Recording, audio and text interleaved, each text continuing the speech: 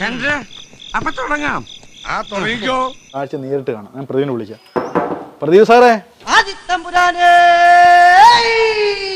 പ്രദീപണ്ണ ഇങ്ങോട്ട് വാ. ഇതാണ് ഞാൻ പറഞ്ഞ പ്രദീപ്. എന്നാലും കുഴപ്പമില്ല, കാര്യം നടന്നാ മതി. ഇത് ആരംഭിക്കുന്നു. ഇദ്ദേഹത്തിന്റെ കയ്യിൽ എപ്പോഴും 24 മണിക്കൂർ ഈ സാധനം കാണണം. തേങ്ങ തന്നെ അല്ലേ? അല്ല, മാങ്ങ. നമ്മുടെ പ്രദീപിന് ഈ സാധനം വേണം അല്ലേ? ഇതില്ലാതൊരു ജീവിതം ഇല്ല. ഇല്ല.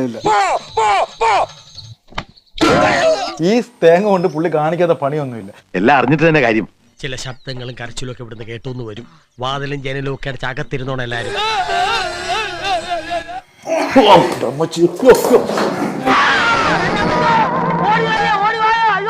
എന്തോന്നടേ ഇത്? ഇതിന് വട്ടുണ്ടോ? പൊന്നെ എന്റെ അമ്മച്ചി, ഞാൻ ഈ സ്വാമി ഇനി എന്തൊക്കെയാണ് സംഭവിക്കാൻ പോകുന്നത്? അയ്യോ,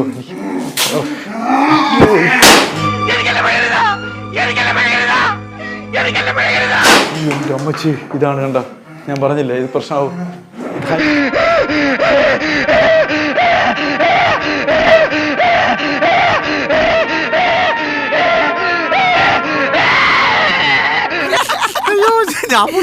എന്താ മച്ചാനെ എന്റെ അമ്മച്ചി നോക്ക്.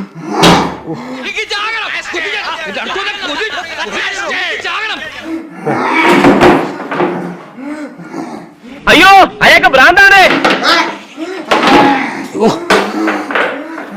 കണ്ട ഭ്രാന്താണെന്ന് ആരും പറയില്ല. ഇടയ്ക്കിടയ്ക്ക് അലറും. വല്ല കാര്യം ഉണ്ടായിരുന്നു. കണ്ടില്ലേ സാറോ? ഡോക്ടർ ജേക്കബിനെ കാണിക്കാം. ഭ്രാന്താശുപത്രിയിലെ ഡോക്ടർമാർക്ക് ഇതൊക്കെ മാറ്റാൻ പറ്റുള്ളൂ. അമ്മ മതി. അമ്മ ക്ഷമിക്കമ്മ. അമ്മ ക്ഷമിക്കമ്മ. എന്റെ പൊന്നോ, ഒടുക്കത്ത അഭിനയം. മതിയമ്മ. അമ്മ ക്ഷമിക്കമ്മ. അമ്മ ക്ഷമിക്കമ്മ. അമ്മ മതിയമ്മ. വിശ്വരൂപ കാണിച്ചു. മതിയമ്മ. മതിയമ്മ. കേട്ടുകൊടുത്ത ഉണ്ണിക്ക് ലേശം സുഖമില്ലായ്മ ഉണ്ട്. ഈ അരവട്ടന്മാരൊക്കെ എന്തിനാ പണിക്കൊണ്ട് നടക്കുന്നത്?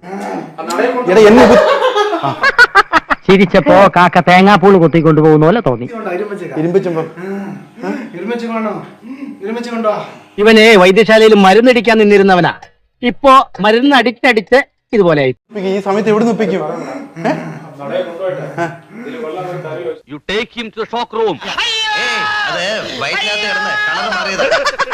അപ്പൊ ഞാൻ പോട്ടെ. എന്റെ കാര്യം കൂടെ ഒന്ന് പറയടാ. ഈ പാവത്തിന് ഒന്ന് അഡ്ജസ്റ്റ് കൊടുത്തേക്ക്. അപ്പൊ എല്ലാം പറഞ്ഞ പോലെ